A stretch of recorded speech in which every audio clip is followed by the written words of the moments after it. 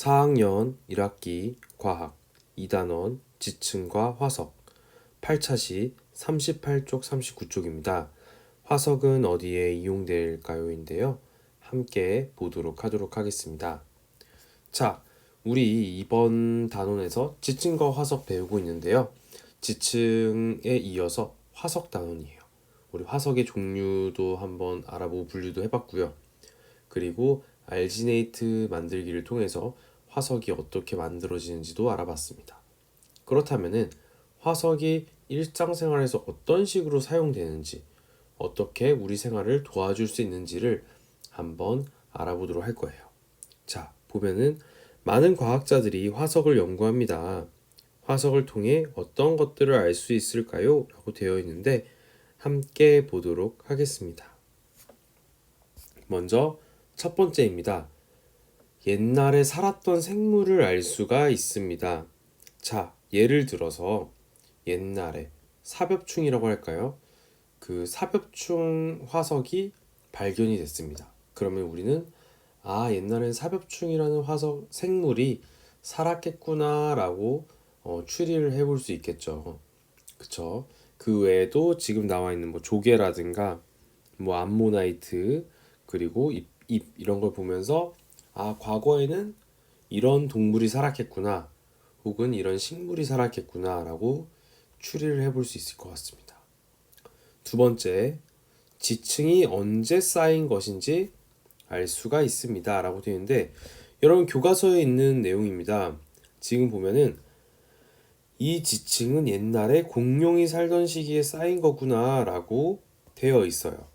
자, 공룡 발자국을 보면서 지층이 나왔는데 지층에 공룡 발자국이 있으니까 아마 공룡이 살던 시기에 쌓인 거일 것 같아 라고 추측을 해볼 수가 있겠죠. 그리고 우리도 약간 공룡을 보면 공룡도 약간 조금 아는 친구들은 시기가 있잖아요. 뭐 트라이아스기, 주라기, 백악기 뭐 이런 것들이 있는데 백악기 공룡의 발자국이 찍혀 있으면 이 지층은 백악기에 만들어진 거겠구나. 백악기 발자국으로 만들어진 거겠구나. 이런 식으로 알 수가 있을 것 같습니다. 그 다음입니다. 세 번째, 옛날에 생물이 살았던 시대와 그 지역의 환경을 짐작할 수 있습니다. 자, 사벽충은 바다에서 살았대요. 그러면 이 사벽충 화석이 만약에 산에서 발견됐다고 생각을 해볼게요. 산 꼭대기에 있는 지층에서 사벽충 화석이 발견됐다고 했는데 사벽충은 바닷속에서 살았대요. 그러면은 지금은 비록 사진이지만 사실 과거에는 여기는 바다였을 가능성이 있는 거죠. 그래서 그 시대와 환경을 짐작해 볼 수가 있습니다. 또 예를 들어서 보면 이제 산호 화석입니다. 그러면은 산호 화석이 비록 뭐 땅에서 발견됐어요. 혹은 뭐 산 중턱에서 발견이 됐더라도 여기는 옛날에 정말 몇십만 년 전, 몇억 년 전에는 여기가 얕고 따뜻한 바다였겠구나 라고 추리를 해볼 수가 있겠죠. 그쵸? 반대로 뭐 어떤 식물의 화석이 있는데 식물의 화석이 예를 들어서 뭐 이 식물은 약간 뭐 산에만 살아요. 산에서 자주 사는 건데 이 친구가 바닷가에서 발견이 됐네요. 그러면은 지금은 여기가 바닷가지만 옛날에는 산이었을 가능성이 있겠구나 라고 짐작할 수 있는 거죠. 그 땅이 예전에는 뭐였는지도 조금 알 수가 있을 것 같습니다. 네, 그 다음입니다. 화석 연료를 찾을 때 이용이 된다고 합니다. 먼저 우리 화석 연료에 대해서 함께 알아봤으면 좋겠습니다. 자, 먼 옛날 지구상에 살았던 생물의 잔해에 의해 생성된 에너지 자원이라고 되어 있어요. 제일 유명한 게 석탄과 석유인데요. 이 석탄과 석유는 옛날에 살던 동물이나 식물이 묻혀가지고 오랜 시간에 걸쳐서 만들어졌어요. 석유도 그렇고 석탄도 그렇거든요. 그래서 이것을 옛날 동식물의 잔해를 통해서 만들어진 거기 때문에 화석 연료라고 이야기를 합니다. 근데 이 화석 연료는요, 이제 뭐 아무데나 다 있는 게 아니라 특정한 지층에서만 발견이 된다고 해요. 근데 이 특정한 지층에서 발견될 때 특정한 화석이 포함되는 경우가 있다고 합니다. 그래서 주로 뭐 석탄이나 석유가 묻혀 있는 쪽에 주로 나타나는 화석이 있대요. 그래서 그 화석을 발견을 해서 이용을 하면은 석탄이나 석유가 어디에서 나오는지를 쉽게 찾을 수 있고, 그걸 통해서 우리가 에너지원을 확보할 수 있게 되는 거죠. 그렇게 또 화석 연료를 찾을 때 화석을 이용한다고 합니다. 자, 그럼 우리 과학책으로 한번 넘어가 보도록 할게요. 네, 함께 보도록 하겠습니다. 교과서 보면요, 화석은 옛날에 살았던 생물이나 그 지역의 환경에 대한 여러 가지를 알려줍니다. 그리고 화석은 우리 생활에서 유용하게 이용되기도 합니다. 화석이 어떻게 이용되는지 알아보시다인데요. 아까 선생님이랑 같이 봤지만 한 번 더 보도록 할게요. 자, 사벽충인데 사벽충은 바닷속에서 살았대요. 그러면은 이 화석이 어디에서 발견되든 이 지역은 옛날에는 바다였겠구나라고 추리를 해볼 수가 있겠죠. 그 다음 산호화석도 마찬가지입니다. 산호는 늘 얕고 따뜻한 바다에 살고 있어요. 그쵸? 얕고 따뜻한 바다에서 이제 산호가 많이 만들어지는데, 그래서 이게 어디에서 발견되든 뭐 산 위에서 발견되든 뭐 강가에서 발견되든 옛날에 이곳은 얕고 따뜻한 바다였겠구나 라고 추리를 해볼 수가 있는 것이죠. 그쵸? 그 다음입니다. 공룡 발자국 화석입니다. 어떤 공룡의 발자국이 쌓였어요. 그러면 그걸 보고 이 지층은 옛날에 공룡이 살던 시기에 쌓인 거구나 라고 추측을 할 수가 있는 거죠. 그쵸? 그 다음 마지막, 석탄과 석유.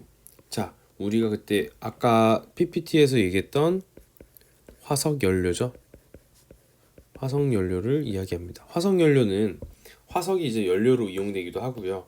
그리고 그 대표적인 게 석탄이랑 석유라고 할 수가 있겠습니다. 자, 그러면 우리 이제 실험 관찰 활동 함께 해볼 건데요.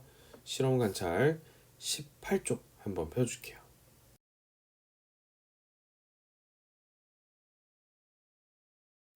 네, 함께 해보도록 하겠습니다. 실험 관찰 18쪽이 1번입니다. 자, 고사리 사진과 고사리 화석을 비교해보고 공통점과 차이점을 써봅시다 라고 되어 있는데, 자, 보면 약간 지금 고사리 사진이에요. 그리고 고사리 화석인데 지금 보면 약간 잎에 약간 모양새가 좀 비슷하죠. 여기도 약간 줄기가 하나 있고 옆으로 작은 줄기가 나면서 잎이 달려 있는 거. 여기도 줄기가 하나 나 있고 옆으로 잎이 나면서 또 잎이 나는 것. 이런 것들이 비슷하다고 할 수 있겠죠. 그래서 공통점은 잎과 줄기의 생김새 정도라고 할 수 있을 것 같습니다. 그렇죠? 생김새가 이제 비슷한 점이고요. 근데 다른 점, 차이점을 일단 뭐가 있을까? 색깔이 다르다. 뭐 이런 게 있겠죠. 색깔이 다르다. 뭐 그 외에도 얘는 뭐 진짜 식물인데 뭐 이 친구는 화석이 되었다. 뭐 이런 것도 알 수가 있겠죠. 그렇죠? 그다음 2번입니다. 화석 속 고사리가 살았던 지역의 환경을 상상해 써봅시다라고 되어 있는데, 자, 우리는 현재 생물이나 현재 식물이 과거에도 있으면 현재 식물이 어디에서 잘 자라는지, 현재 동물이 어디에 많이 있는지를 통해서 옛날에는 여기가 어디였을 거다라고 추측을 할 수가 있을 것 같아요. 자, 고사리 같은 경우는 기온이 따뜻하고 습기가 많은 곳에서 삽니다. 그래서 화석 속도 아마 뭐 기온이 따뜻하고, 써주세요. 습기가 많은 곳이 되겠죠. 그렇죠? 네, 기온이 따뜻하고 습기가 많은 곳에서 이제 고사리가 많이 자라니까 여기가 비록 뭐 산 꼭대기예요. 기온이 그렇게 따뜻하지도 않고 뭐 습기가 많은 곳도 아닌데 이 화석이 나왔다. 그러면 여기는 옛날에 아주 오래전에 기온이 따뜻하고 습기가 많은 곳이었을 가능성이 높은 거죠. 그쵸?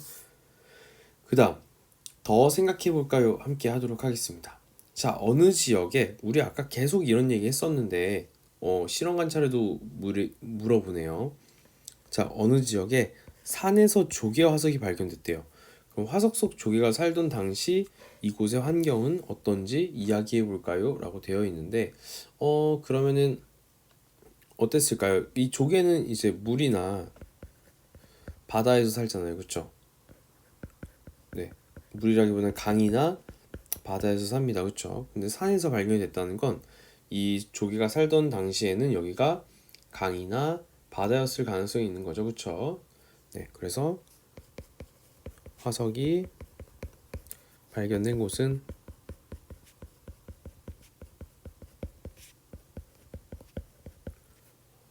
옛날에 강이나 뭐 바다나 그리고 뭐 호수였을 것이다. 이런 식으로 정리를 해주면 될 것 같습니다. 자, 이렇게 해서 실험관찰 18쪽이랑요 과학책 38쪽, 39쪽 마무리해 보도록 할게요. 오늘은 여기까지 하겠습니다.